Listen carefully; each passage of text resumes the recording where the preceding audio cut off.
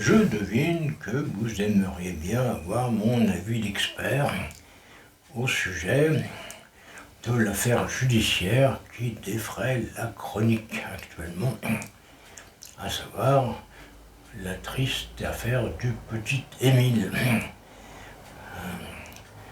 Ce malheureux enfant retrouvé noyé dans la Vologne.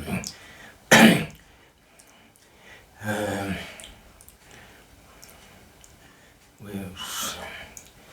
je pense.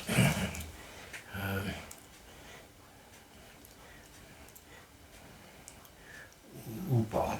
Mais,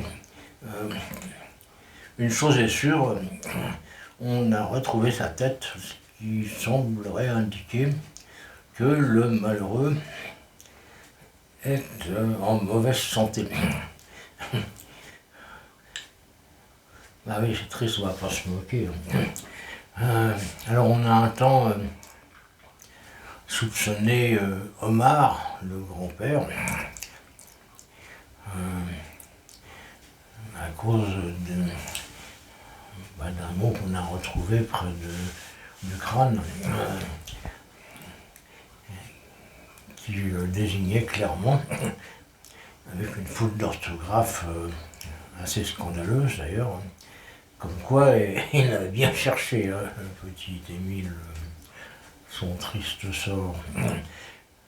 Sauf que Omar, le grand-père, n'était pas en France au moment des faits, il vivait en autarcie avec ses 10 enfants au moment des faits.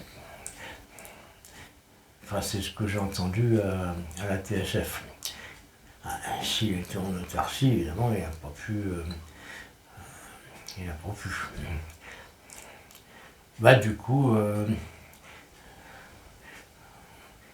il est ressorti de prison avec sa femme et le petit prince, je confonds peut-être avec une chanson populaire.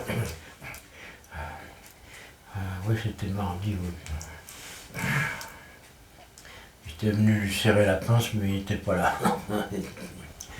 Il était en autarcie. J'espère vous avoir éclairé sur cette affaire qui reste très mystérieuse. J'espère que vous n'avez pas pensé que j'en ai fait un sujet de plaisanterie. C'est grave quand même. D'ailleurs, ça devrait être interdit d'assassiner les enfants. Moi, je serais François Bayrou, je légiférerais immédiatement à ce sujet.